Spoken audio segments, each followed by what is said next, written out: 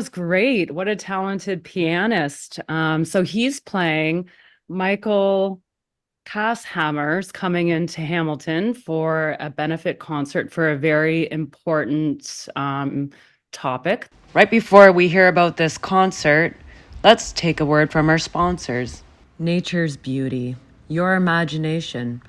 Edna Miller Flowers celebrating 70 years of beautifully crafted florals for all of life's happenings. The all-new Volkswagen Atlas, a vehicle designed with your family's needs at its core. Experience the seamless blend of elegance and functionality. Every detail speaks to the sophisticated German engineering that lies beneath the surface.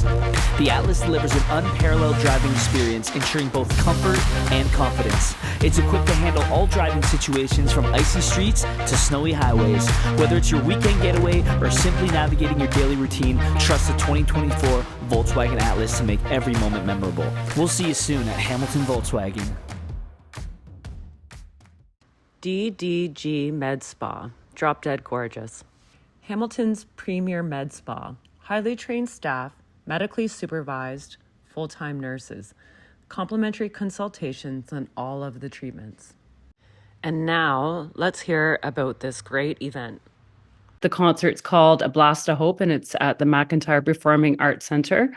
And so Rita's the organizer. So I think we'll start and just find out a little bit more about this concert. What can people expect, and what are you raising money for? Well, it started out, we wanted to organize a fundraising concert for my sister specifically. And in doing so, one of the volunteers was a student at the University of Guelph, and she told me about her professor by the name of Thomas Graham.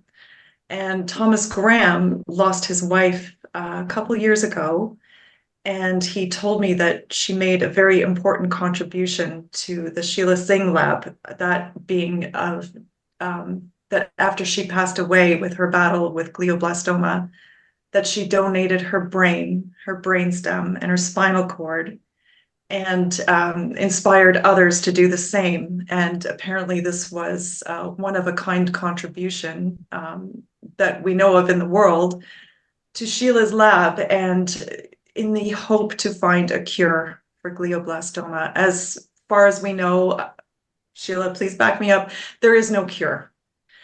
And so it inspired me to make this benefit concert for something like for a bigger cause. So we do still want to support my sister and her husband through a silent auction at the event, but the event itself is that we want to, through sales of the tickets, that the proceeds go towards research at Sheila Singh's lab at McMaster University. So now is a good time to ask Dr. Sheila Singh from the McMaster University. She's heading a lab research on glioblastoma. What the heck is glioblastoma?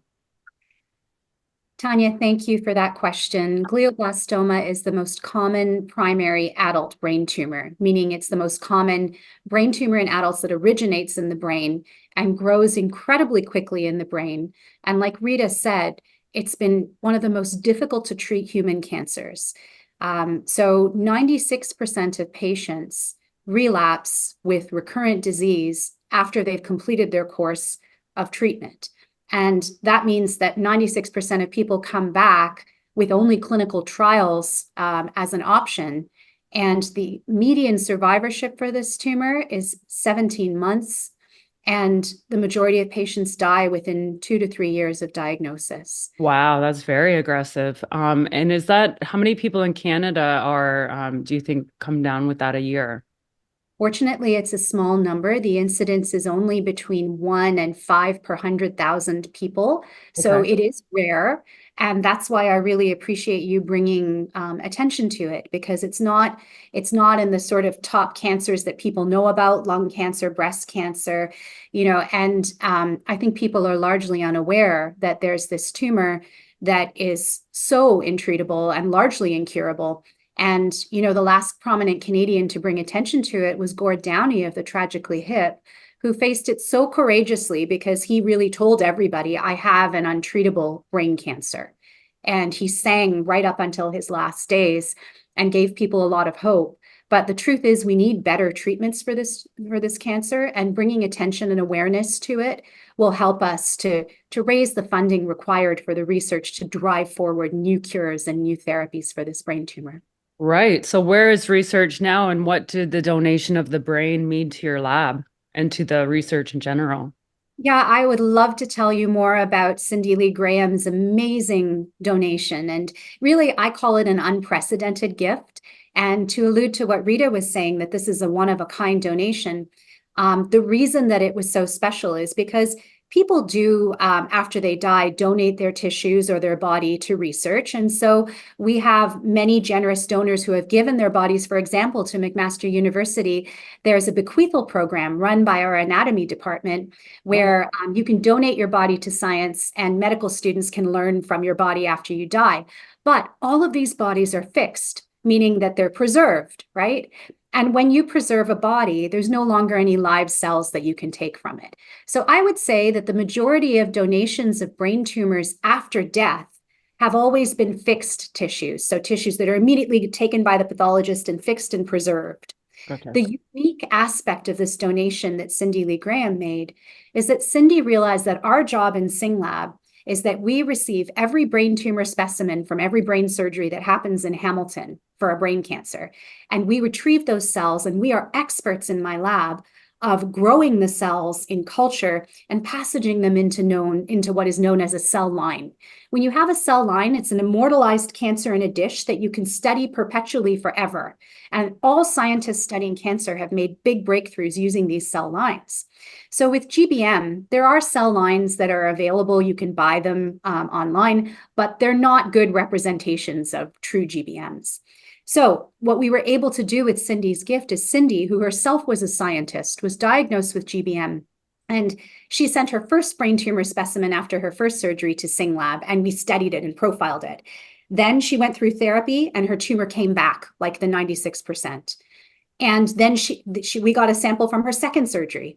And she said to me, Dr. Singh, no matter how long you study my primary GBM or my recurrent GBM, you'll never understand the tumor that killed me unless you take the GBM when I die and study it and understand the nature of the tumor at my death. That's how you'll be able to help other people with GBM.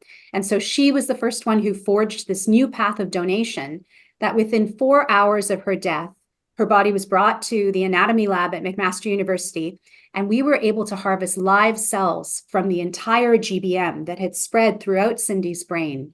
And in sampling all the different regions, we're able to understand the comprehensive tumor, not just the tiny biopsy that we got from each surgery.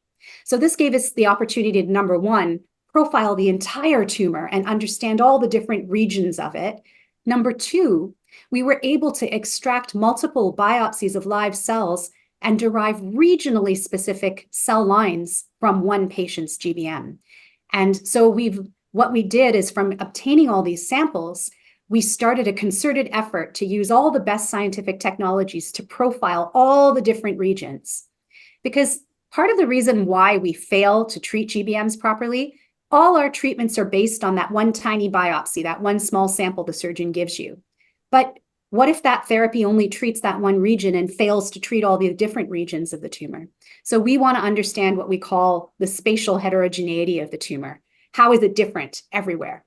And so we started a scientific program, and it's called the Spatial Heterogeneity Challenge.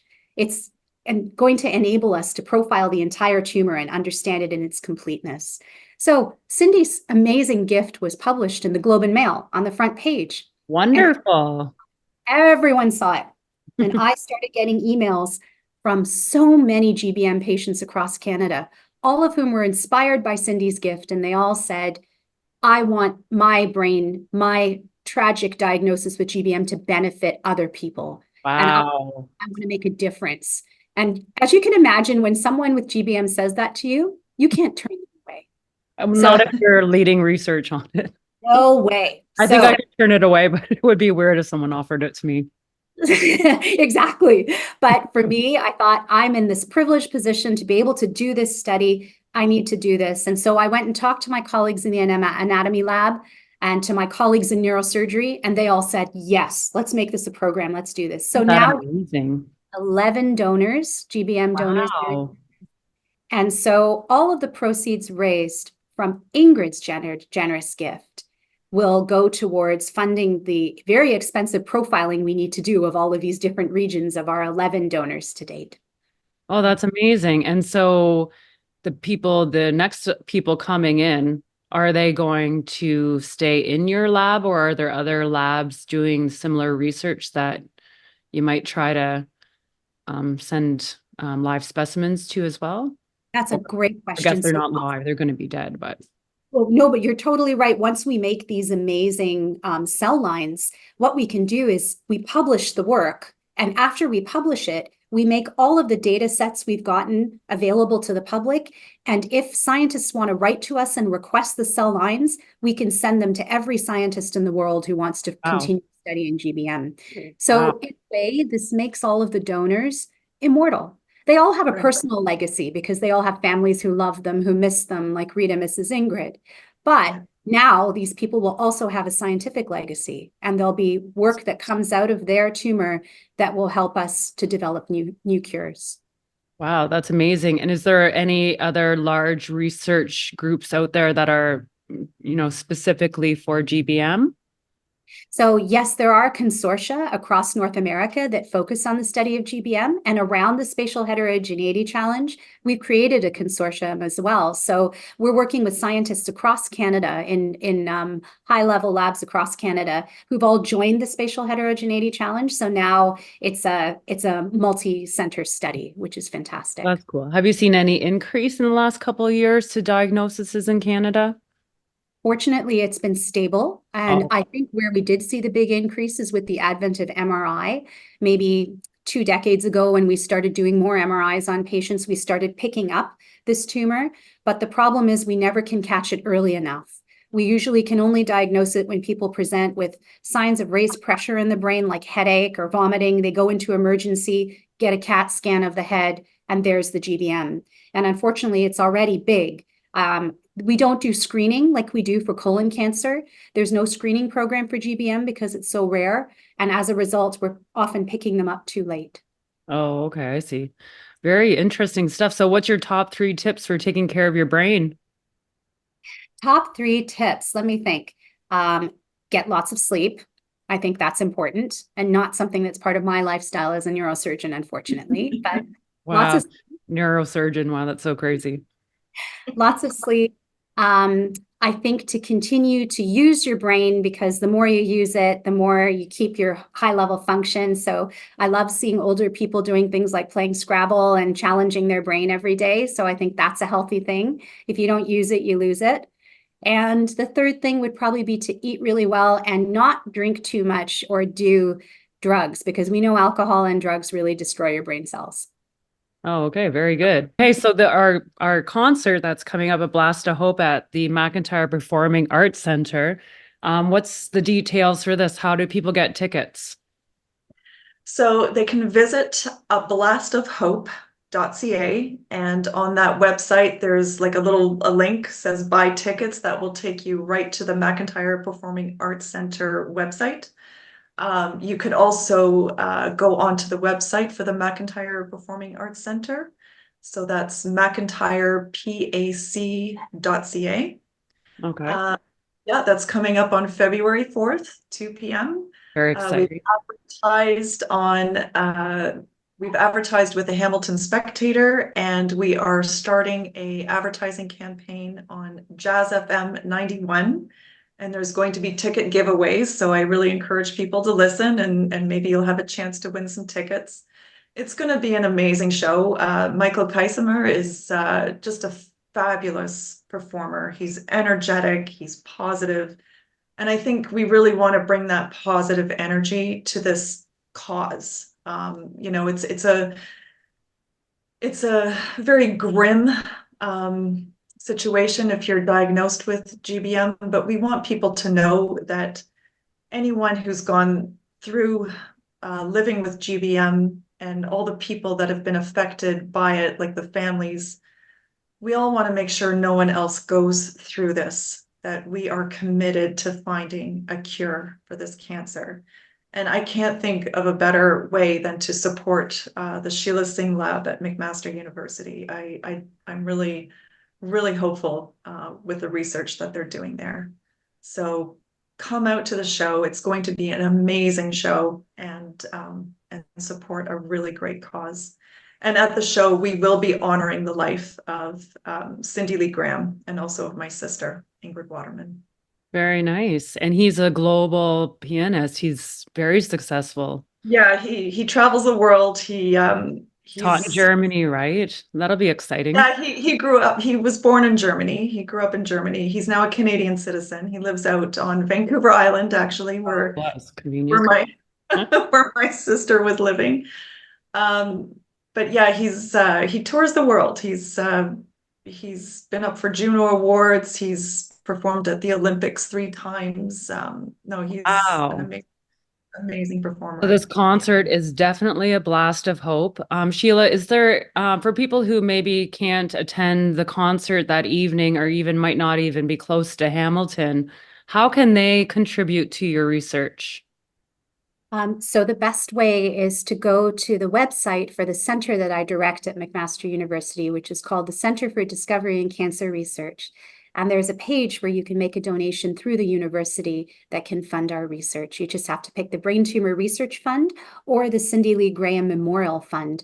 And we would be very grateful because every penny counts. And the great thing about these causes is that every penny goes directly to research. And how is the funding for research going so far? In general, in Canada, I'll make a little bid for the fact that we could definitely increase scientific funding in Canada. We don't have a large budget to fund basic research. And, the Canadian Institute for Health Research does its best. We're lucky to have some charities like Brain Cancer Canada is a great supporter of our work, as is the Brain Tumor Foundation of Canada. We're so lucky to have these charities that also push every penny towards research. And then, of course, there's the Canadian Cancer Society, as well as the Terry Fox Research Institute, that all you have competitions for funding. So as scientists, we're writing grants all the time. We write a grant a month, just trying to keep the labs funded and going. And definitely, if the government could fund science better, then our jobs would be easier. But the kind of money that's raised through these initiatives, I see as the most precious type of funding, because this is our high risk, high reward money where we can follow up on those groundbreaking, crazy ideas that the more sort of typical grants don't permit you to go for, right? So. Excellent. I bet 2 people affected by this and their family might, consider potentially leaving funds when they leave donated to the foundation. I think that would be, sort of some of those other funds that you would have control over. Absolutely. Yeah, I just wanted to say that on our website, ablastofhope.ca, there is a link also to the Cindy Lee Graham Fund. Okay. So people find it that way as well if they want to contribute that way. Sure. And also, if people are looking to donate their bodies and they might be affected and they watch this interview, they can also find Sheila on her website and Absolutely. find out information about that and be part of the solution, right? That's right. Absolutely. It's very interesting. So how many people do you have in your lab working with you, Sheila? We have 24 people in the lab. It's a really big team, and it's comprised of everybody from research associates and technicians to PhD students, postdoctoral researchers, master's students, undergraduates. We have everybody in the lab, and they all work together. They're a great team, and they're kind of working 24/7 looking for cures for brain cancer. Wow, it sounds like very hopeful that your team's, working on this important research, and that, this cancer is so devastating, just leaves a lot of broken hearts in its path. So good work. It's a really good quality work. And I hope that, we can sell some extra tickets for you, and hopefully a lot of people will see this and get out to the McIntyre Performing Art Centre to watch Michael Kaeshammer on February 4th. Right, 2 p.m. And bring back some positivity to this heartbreaking disease that's, destroying people's lives and very quickly too. So, Yeah. Yeah. well, thank you guys for meeting today. Thank you, Tanya. Tanya. Thank you, Rita. I'll see you Thank you, on Sheila. February 4th. We'll find ourselves in a breakdown, looking for a workaround. People kicking up a dust storm instead of putting down roots. Mind your manners at the table. Can't you see you should be grateful? Hold your tongue until you're able to give us something we can use.